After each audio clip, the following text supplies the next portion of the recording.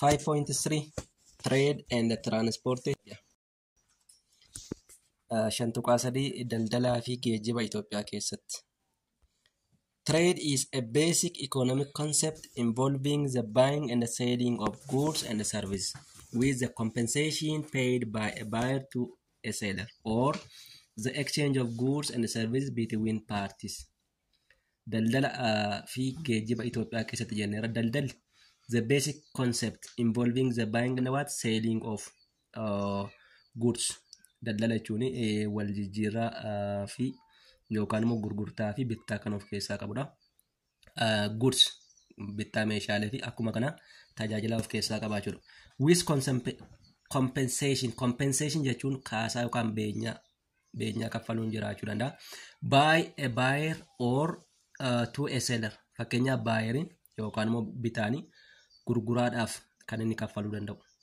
To the exchange of goods and services between parties. Qaamolee garaagaraa gidduutti kan geggeeffamu. Types of trade. Gosoota daldalaa. In Ethiopia there are two main types of trade. A. Internal or domestic trade. B. External or foreign trade. Internal or domestic trade, this refers to the exchange of goods and services within the country. Internal yookaan immoo domestic trade jechuun daldala keessaa jechuudha. This is the exchange of goods and services within the country. Daangaa biyya tokkootuun qaxxaamurin daldala keessatti geggeeffamu jechuudha. Fakkeenyaaf daldalli Itoophiyaa keessa qofaatti geggeeffamu. Fakkeenyaaf daldala Jimmaa fi Finfinnee gidduu, daldala magaalota Itoophiyaa garaagaraa gidduu maal jennee waamna? Internal or domestic trade. Internal trade is the base for foreign trade. Daldalli keessaa kun immoo daldala biyya alaatiif bu'uura jechuudha. The second one is external or foreign trade. Inni lamaffaan daldala alaa yookaan immoo foreign jechuun ala yookaan immoo daldala biyya hambaa jechuudha. Is the process of trading which involves the exchange of commodities among different countries. Kun immoo walumaa galatti akaakuu daldalaa ta'e biyyoota garaagaraa wajjin akaakuu daldalamu jechuudha. For example, Ethiopia has trade relationship with American countries, Europe countries, Middle East countries, the Caribbean Sea countries. Ethiopia nama hariiroo daldalaa biyyoota baha giddu galeessaa wajjin qabdi, biyyoota baha fagoo wajjin qabdi, biyyoota ardii Awurooppaa wajjin qabdi, biyyoota ardii Ameerikaa kaabaa wajjin qabdi, biyyoota galoo galaana Caribbean warra jedhamu wajjin qabdi. Isa kana maal jennee waamna? External trade jennee waamna jechuudha. The structure of export and import trade. Structure yookaan immoo caasaan exportii fi importii trade maal fakkaata? Export jechuun meeshaalee gara biyya alaatti erguudha yookaan immoo gara biyya alaa geessanii daldaluudha. Import jechuun immoo meeshaalee gara biyya alaarraa gara biyyaatti galchuu jechuudha. Export trade sector of Ethiopia. Sektarri exportii Itoophiyaa keessatti maal fakkaata? As the Ethiopian economy is an agrarian economy, raw materials mainly originate from the agricultural sector are the export items of the country. Egaa walumaa galatti Itoophiyaan biyya agrarian jenneera. Agrarian jechuun Itoophiyaan biyya irra caalaa qonnaadhaan bulu, dinagdeen ishee irra caalaa qonnaadhaan utubamee jiru jechuudha. Kanaaf this includes the coffee, the oilseeds, the flour, the chat, the pulses, the gold, the textile products. Jarreewwan kun walumaa galatti Itoophiyaadhaan maal jedhamu? Export goods jedhamu. Yookaan immoo meeshaaleewwan Itoophiyaan exportii biyya alaa gootu jechuudha. Buna gooti, midhaan dibataa gooti, flour, the chat, the pulses, gold, textile uffata in ergiti, warqii in ergiti, midhaan waxii warreen sila jenne fakkeenya bal'inaan boloqqee shumburaa in ergiti, caatii gara biyya Somaaliyaa gara biyya Jibuutiitti in ergiti, filaaworii yookaan immoo abaaboo gara biyyoota ardii Awurooppaattis bal'inaan in ergiti. Isaan kun exportii Itoophiyaati jechuudha. According to the National Bank of Ethiopia 2019 or 20 report, the most dominant export item of the country is coffee. Akka ragaa baankii biyyoolessaa Itoophiyaa bara 2019 ibsutti The most dominant export item of the country is coffee. Most exported yookaan immoo wanta Itoophiyaan biyya alaatti ergitu inni guddaan buna jechuudha. Bunni gama naannoo Itoophiyaa garaa garaatti oomishama. Kanaaf bu'aa qonnaa ta'e meeshaalee exportiiti jechuudha. The second one is import trade sector of Ethiopia. Import jechuun meeshaalee biyyoota garaa garaarraa gara Itoophiyaatti dhufanii seenan jechuudha. Fakkeenyaaf Itoophiyaan meeshaalee garaa garaa gara biyyoota baha giddu galeessaa fakkeenyaaf Chaayinaarraan galchiti, biyyoota Arabaarraan galchiti, Awurooppaarraan galchiti, Ameerikaarraan galchiti. Isa kana maal jenna? Import trade sector of Ethiopia jenna. Ethiopia imports mainly finished products like machinery, transport equipment, electrical and electronic goods, fuel and the like. Itoophiyaan gaa walumaa galatti wantoota isheen biyya alaarraa galchitu finished products meeshaalee dhumataa warra hin jennu warra dhumatan jechuudha. Fakkeenyaaf maashinoota garaa garaa, meeshaaleewwan geejjibaa oolan garaa garaa, meeshaaleewwan elektiriikiidhaaf oolan humna ibsaaf oolan garaa garaa, meeshaaleewwan elektirooniksii garaa garaa fakkeenyaaf moobaayilota garaa garaa, laaptooppota garaa garaa, televezyiinota garaa garaa biyya alaarraa galchite jechuudha. Fuel inni kan biraa boba'aas biyya alaarraa hin galchiti. The overall annual import values of Ethiopia have been constantly declining both by value and what? Percentage. Walumaa galatti gaa yeroo ammaa kana immoo yoo ilaalle import values of Ethiopia have been constantly declining. Yeroo ammaa kana garuu gadi bu'aa dhufeera. Why? Because sababni isaas maaliifi? Itoophiyaan jarreewwan kana maal gochuu jalqabdeetti biyya keessatti bakka buusuu yookaan immoo oomishuu jalqabdeetti jechuudha. The other one is trade balance of Ethiopia. Trade balance of Ethiopia. Trade balance jechuun madaalli daldalaa Itoophiyaa keessatti. Balance jechuun madaalli daldalaa Itoophiyaa keessatti. Trade balance is the yearly difference between the export and import values. Trade balance walumaa galatti yearly uma waggaa irratti garaagarummaa waan biyya alaatti ergamee irraa galii galee fi gatii meeshaaleen ittiin biyya alaarraa galan gidduu garaagarummaa jiru jechuudha. Isa maal jennaa? Trade balance. If the yearly export value of a given country exceeds its yearly import value, it will be a positive or surplus trade balance. Walumaa galatti yearly exporting yookaan immoo dhuma waggaa irratti waan biyyi tokko gara biyya alaatti ergite irraa bu'aa argatte yoo kan isheen waan ittiin meeshaalee isheen bittee biyya alaarraa bittee galchite isa kan caalu yoo ta'e poozitiivii ta'a jechuudha. Daldalli sun daldala maal ta'a? Daldala poozitiivii yookaan immoo daldala poozitiivii ta'a jechuudha. If the import exceeds export, it will be a negative trade balance. Yoo kanan taane gatiin meeshaaleen biyyi tokko biyya alaarraa bittee ittiin galchite yoo waan meeshaalee isheen biyya alaatti ergite gurgurte irraa galii argatte kan caalu yoo ta'e that type of trade is negative trade balance. Gosi daldala sanaa daldala negatiivii jedhama. Yoo maal ta'e jechuudha? Yoo fakkeenyaaf Itoophiyaan meeshaalee hedduu biyya alaarraa galchite meeshaalee hedduu bu'aa qonnaa ta'an immoo gara biyya alaatti hin ergiti. Meeshaalee isheen ittiin biyya alaarraa bittee galchite yoo meeshaalee Itoophiyaan biyya alaatti ergite irraa galii argatte kan caalu yoo ta'e daldalli sun daldala maal ta'a? Daldala negatiivii yookaan immoo daldala kisaaraa ta'a jechuudha. Hence the can in Ethiopia import values exceed export values. Hence the country experiences a trade deficit or negative trade balance. Kanaaf walumaa gala Itoophiyaa keessatti gatiin meeshaalee biyya alaarraa galanii gatii meeshaalee isheen biyya alaatti ergite maal ta'a? Hin caala. Due to that trade deficit. Kanaaf iyyuu daldalli Itoophiyaa keessa daldala negatiiviidha jechuudha. Daldala negatiivii yookaan immoo daldala gatiin importii fi exportii kan waliin madaalle jechuudha. Exportation in Ethiopia. Daldala Itoophiyaa keessatti.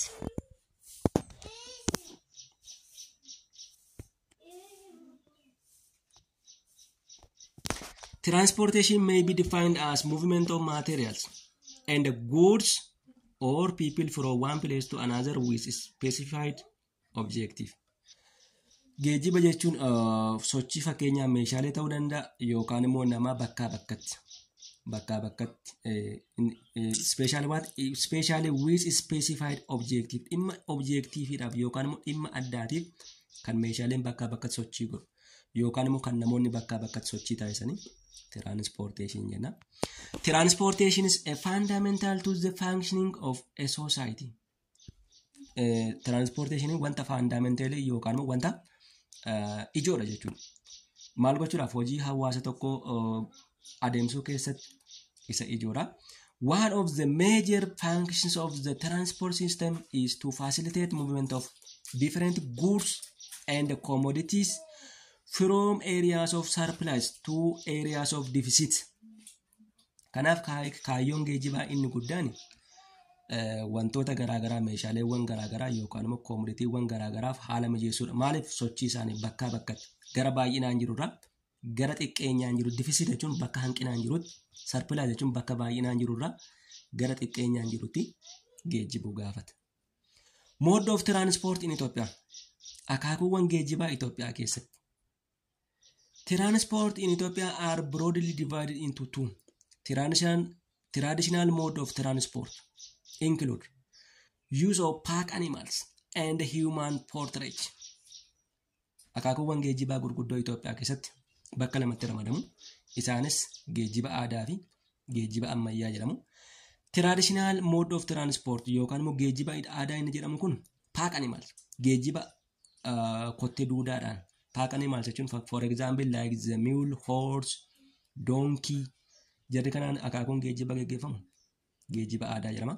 Human porterage bakka tokkotti immoo geejjiba namaa. Fakkeenyaaf namni ofii isaatiin waa dugdatti baatee gara gabaa gara wucoon geessa yookiin immoo namni nama baatee naannoo baadiyyaa rakkisaatti immoo gara mana yaalaa bakka garaagaraa hin geessaa jechuudha. Isaan maal jenna? Traditional mode of transport. The second one is modern mode of transport. The modern transport sector in Ethiopia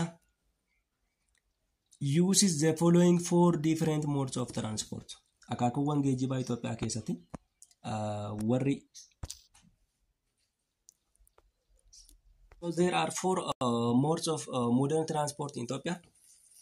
Road transport, railway transport, inland waterways and air transport. Road transport jechuun geejjiba lafarraati. Railway transport jechuun geejjiba baaburaati. Inland waterway jechuun qaamolee bishaanitti fayyadamuudhaan jechuudha. Haroowwan yookaan immoo lageewwanitti fayyadamuudhaan akaakuu geejjibaa geggeeffamudha. Air transport jechuun immoo geejjiba qilleensarraa jechuudha. Road transport is the mode of freight and passenger transportation using buses, cars and our truck. Jara kana fayyadamuudhaan imaltoota bakkaa bakkatti daddabarsuu jechuudha. Road transportation is most important to the Ethiopian economy. Keessumatti geejjibni lafarraa kun dinagdee Itoophiyaa keessatti gahee guddaa isa qabudha yookaan immoo isa ijoodha jechuudha. Roads are the most important transport infrastructure in providing access to rural and urban areas in Ethiopia. Roodii yookaan immoo daandiin kun geejjibaaf isa baay'ee barbaachisaadha. Transport infrastructure providing access to rural and urban areas in Ethiopia. Kanaaf Itoophiyaa keessumatti uummattoota Itoophiyaa naannoo baadiyyaa fi naannoo magaalaa jiran kan wal quunnamsiisu irra caalaatti geejjiba maaliiti? Geejjiba lafarraa kana jechuudha. Railways. Railway is the major advantage of railway transport is that it helps transport bulky products. Railway kun tajaajila isaa inni guddaan oomishoota ulfaataa yookaan immoo wantoota ulfaataa geejjiba. Wantoota ulfaataa ta'anii wantoota toonii hedduu baasuu danda'an yeroo tokkotti geejjibuu danda'a. For more than a century, Ethiopia was served by an international meter gauge railway from Addis Ababa to Djibouti. Waggoota hedduudhaaf Itoophiyaan railway tokkotti fayyadamaa turte. Railwayin kunis Addis Ababa yookaan immoo walakkeessa biyya irraatii qabe hamma Djiboutiitti fuullaa jechuudha. Railwayin kun naannoo kiiloomeetira 700 kan inni dheeratu. Especially built by France government in 1917 by France government. Bara 1917 mootummaa Faransaayii fi waliigaltee mootummaa Itoophiyaa yookaan ittiin ijaarame kiiloomeetira naannoo 700 kan dheeratu jechuudha. Water transport is a cheap and convenient for transporting bulky goods over long distances. Water transport yookaan immoo geejjibni bishaanii kun immoo akaakuu geejjibaa isa gatiinsa xiqqaa ta'e cheap jechuun rakasa kan ta'e jechuudha. Convenient for transporting bulky goods. Meeshaaleewwan yookaan immoo oomishoota balkii ta'an ulfaatoo ta'an fe'ee fageenya dheeraa qaama bishaan irra deemuu kan danda'u. Guyyoota hedduu, ji'oota hedduu, waggoota hedduu oomishoota geejjibuu kan danda'u. Fakkeenyaaf amma xaa'oon hedduunsaa Awurooppaa irraa gara Itoophiyaa dhufee gala. Maaliin dhufee gala? Weetar tiraanspoortiidhaan gala jiru. Xaa'oo kana geejjibuun amma fakkeenyaaf balkiidha. Balkii piroodaaktiidha. Qaamoleewwan konkolaataa garaagaraa, ardiiwwan garaagaraa irraa gara Itoophiyaa dhufanii galu. Isaan kun maali? Balkii piroodaaktiidha. Maaliin dhufanii galu? Weetar tiraanspoortiitti fayyadamuudhaan dhufanii Itoophiyaa galu jechuudha. The use of Ethiopian rivers and lakes as inland waterways is extremely limited. Haa ta'uyyuu malee lageewwanii fi haroowwan Itoophiyaa tajaajila weetar tiraanspoortii kanarratti tajaajila isaan kennan xiqqaadha. This is due to the ruggedness of the topography and the seasonal nature of rainfall in most parts of the country.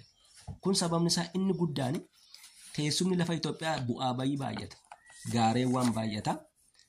Kanaaf iyyuu teessumni lafa Itoophiyaa kun buufata bishaaniitiif yookaan immoo buufata dooniitiif mijataa miti jechuudha. Inni kan biraan maali? Seasonal rainfall. Inni kan biraan rooba waqtii eegu. Rooba waqtiidhaan waan ta'eef qabiyyeen bishaanii yeroo gannaa baay'ee dabala. Qabiyyeen bishaanii waqtii bona yookaan immoo caamsaa akka malee hir'ata. Kanaaf iyyuu lageewwan Itoophiyaa hedduun isaanii tajaajila geejjibaan kennan jechuudha. The only navigable river in Ethiopia is Baro. Lageewwan Itoophiyaa jiran keessaa lagni tajaajila geejjibaa kennuu danda'u laga Baarooti. Laga Baaroo jechuun laga naannoo lixa Itoophiyaa magaalaa Gambeellaa keessa qaxxaamuree darbudha. Lagni kun naannoo diriiraarra waan deemuuf tajaajila geejjibaa uummattoota naannoo sana jiraniif kennaa jechuudha. There is also small scale transportation over lakes of Tana, Abbayyaa and Ziway. Darbees immoo haroowwan akka Xaanaa, haroowwan sulula lama fakkeenya Abbayyaa fi Xaanaa irrattis tajaajilli geejjibaa hin kennamu jechuudha. The other mode of transport is air transport. Akaakuuwwan geejjibaa inni kan biraan geejjiba qilleensaati. For countries like Ethiopia, where their topography is difficult for communication, air transport is special significance. Biyyoota fakkeenyaaf akka Itoophiyaa topogiraafii gurguddaa qaban yookaan bu'aa bayii hedduun itti baay'atutti geejjibni qilleensaa kun isa baay'ee filatamaadha. Air transport is the most recent and the fastest mode of transportation. Geejjibni qilleensaa kun akaakuuwwan geejjibaa jiran keessaa isa kan yeroo dhiyooti yookaan immoo the recent and what fastest ariifataa jechuudha. Geejjiba akaakuu geejjiba isa ariifataa fi isa yeroo dhiyooti jechuudha. Itoophiyaa keessattis and also in different parts of the world. Itoophiyaa qofattis utuu hin ta'in biyyoota addunyaa baay'eettis kan yeroo dhiyooti jechuudha.